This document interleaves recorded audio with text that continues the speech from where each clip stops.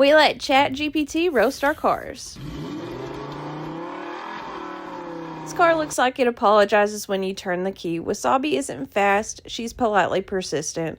The green paint, that's not color, that's a 1997 I was waxed once metallic mildew. It looks like a mint that fell behind the couch and came back with stories. We'll say I'm not stolen. I might be from 3 different Corollas. I survive curbs through sheer indifference. Stands is pure economy sedan doing its best, sitting there like, I heard Rallycross is hard, I packed a lunch. Interior delete wasn't a weight reduction, it was a biological hazard response. It didn't smell bad, it smelled legally actionable. EPA probably felt a disturbance whenever I opened the door. Fuel tank having a hole is the most honest thing about the car. Even the tank was like, yeah, I'm done, I've given enough.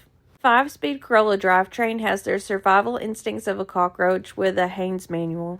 Run on bad decisions, old oil, and spite.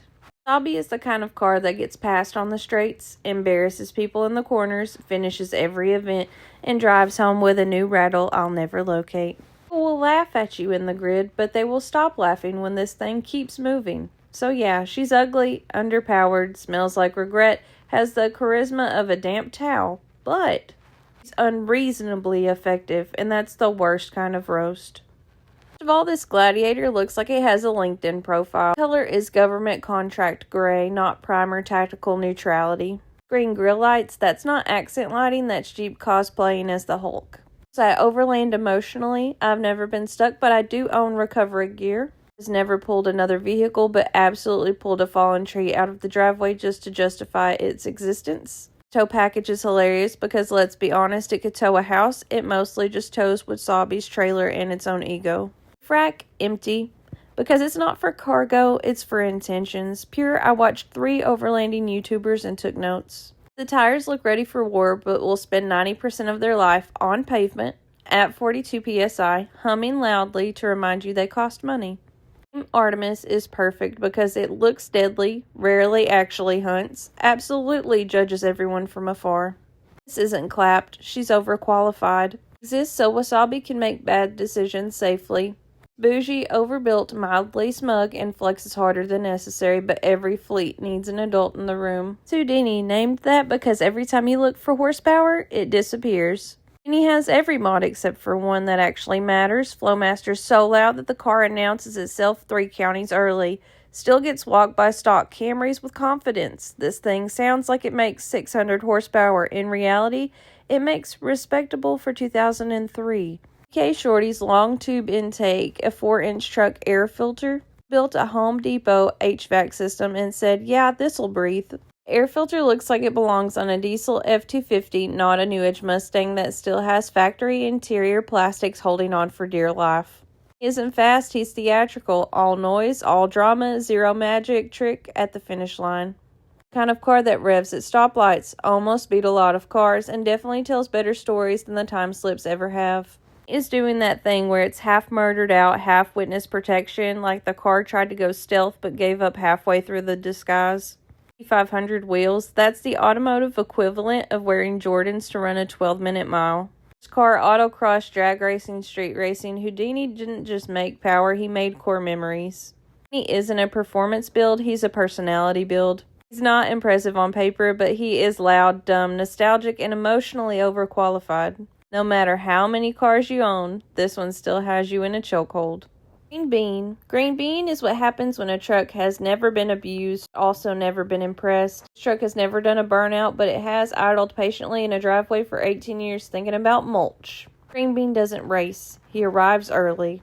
Green bean smells faintly like gas station coffee and responsibility. The paint is so clean that it looks like the truck has only ever been driven to the hardware store, to church, and once a year to get a deal on soil. Green bean doesn't have mods, he has good credit.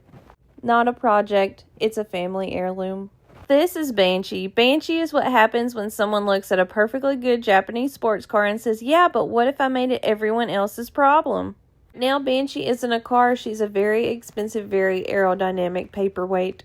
No engine, no interior, just vibes, straps, and emotional support from the trailer.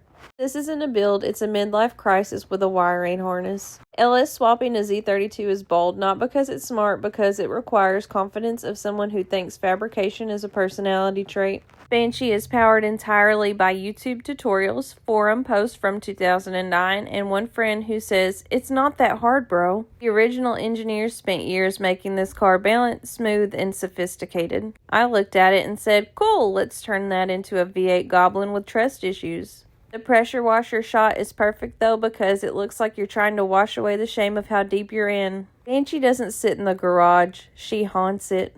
Every time you walk past, she whispers, "You could be driving me right now if you were braver, or richer, or better at wiring." The car has been taken apart so long that the bolts are in labeled bags, the bags are in boxes, the boxes are in other boxes. No one remembers what goes where anymore.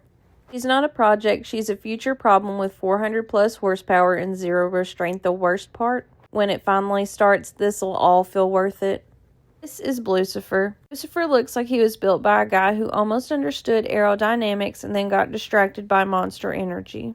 It's got that "I was fast in 2006" energy. Not actually fast, just loud, blue, and emotionally convinced. Lucifer doesn't idle, he vibrates. This car doesn't say race car, it says I've watched every Fast and Furious but only absorbed the vibe. Lucifer is the kind of car that has one good pull a year and 3 warning lights permanently on. He will show up, make noise, and cause problems. Lucifer isn't a car, he's a personality disorder with wheels. Somehow, he's still family. This is Pickle. Pickle isn't a project truck, he's a long-term emotional commitment. Pickle has almost been started for so long that the parts don't even remember what car they belong to anymore. The engine is out, the floor is gone, structural integrity is currently a suggestion. This isn't a truck, it's a mobile tetanus exhibit. You don't sit in Pickle, you sit near the idea of where the floor used to be. Rust line isn't patina, that's the truck's expiration date creeping up in real time. Pickle is the kind of build where every bolt snaps, every repair reveals 3 more problems, and every weekend project becomes a 6-month lifestyle choice. The engine swap plan is cute, very optimistic, I watched a YouTube video and now I believe in myself. Pickle isn't powered by gasoline, he's powered by hopes, dreams, and a Harbor Freight credit card. This truck has been on dollies so long, it's basically on life support. It's not parked, it's being preserved like a museum artifact.